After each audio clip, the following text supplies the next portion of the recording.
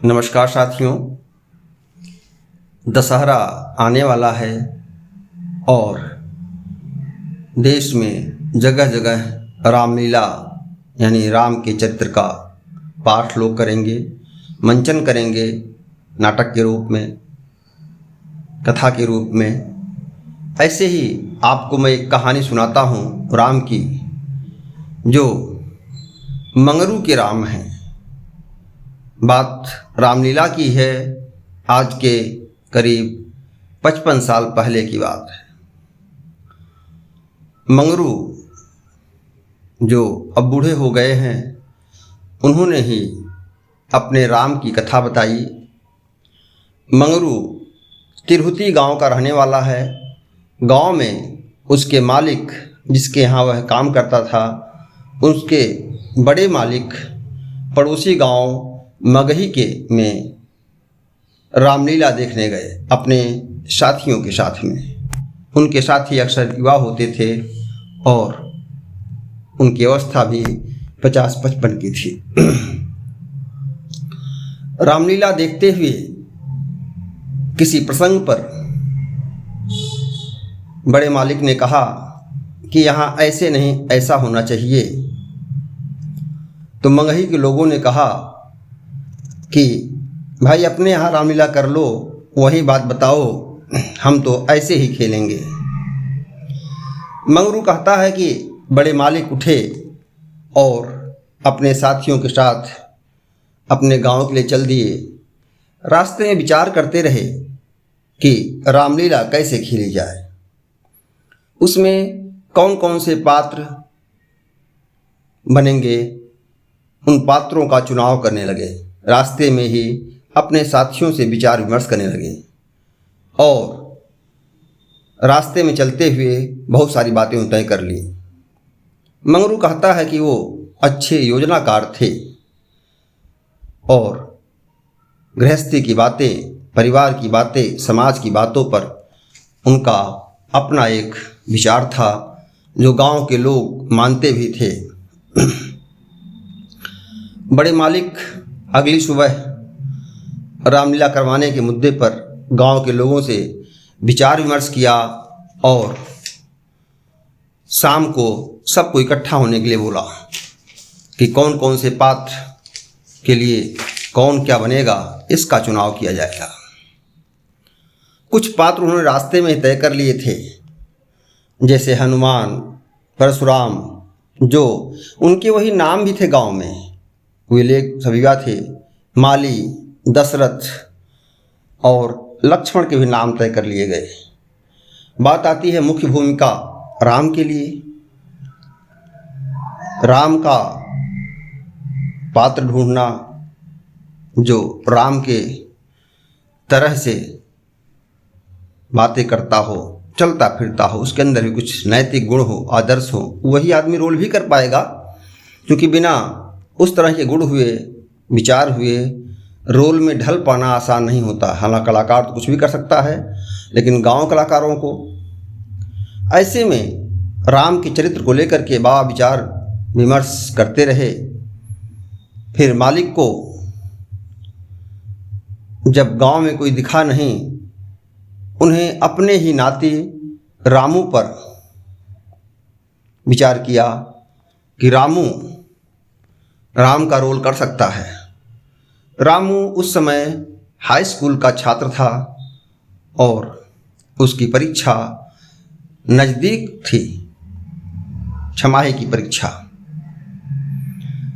बड़े मालिक ने कहा, रामू तुम राम का रोल याद कर लो, राम का पाठ तुम्हें रामलीला में मंचन करना है।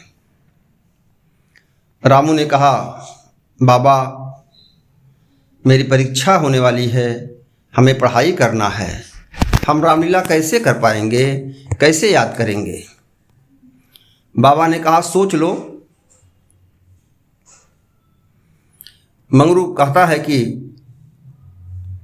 अगली सुबह रामू के गालों में स्वेलिंग आ गई और खूब फूल गए। वो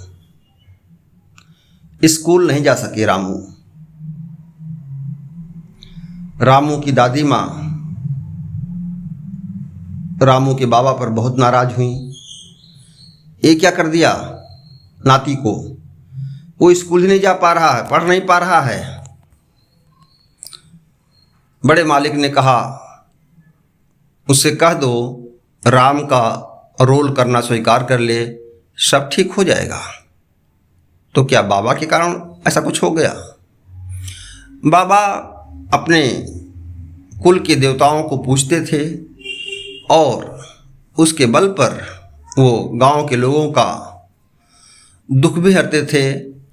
किसी को समस्या पैदा हो गई तो बड़े मालिक सबका सुनते भी थे। सांप और बिच्छी का मंत्र भी जानते थे वो, और दूर दूर तक सांपों के काटने पर वो इलाज करने जाते थे, झाड़ फूंक करने जाते थे। तो दादी नाराज होते हुए जब कहती हैं तो कहते हैं कि उसे कह दो कि राम का रोल स्वीकार कर ले, सब ठीक हो जाएगा। इधर रामलीला की तैयारियां रोज होने लगी। शाम को सारे पात्र बड़े मालिक के दरवाजे पर इकट्ठा होते और वहाँ रात के पहर दोपहर तक पाठ का लोग अभ्यास करते, रटवाया जाता, टीका टिप्पणी होती, यानी पूरी महफिल सजती गांव की। सब लोग वहाँ इकट्ठा होते, बात चलने लगी। सबने अपने पाठ को याद भी किया, रावण के पात्र, दशरथ के पात्र, सभी पात्रों को तैयार कर लिया गया। बाबा को पता नहीं क्या विश्वास था कि राम का रोल तो रामू ही करेगा। जब रामू का गाल नहीं पचा, 2 दिन तक स्कूल नहीं जा पाए और ये क्रम बढ़ता गया।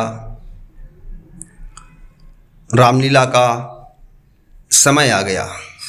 गांव के वालों के सहयोग से रामलीला की सारी व्यवस्थाएं की गईं।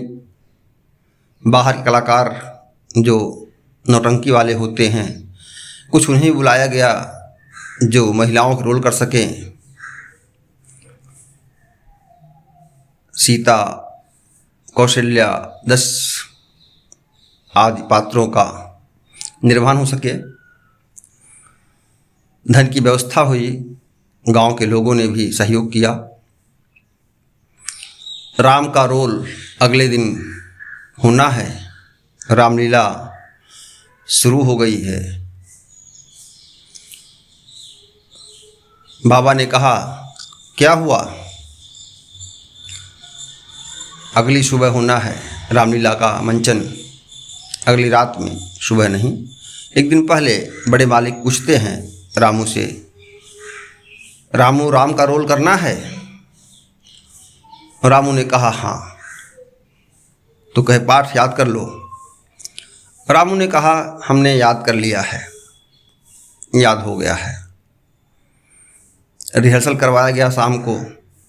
रामू को अपने पाठ याद थे।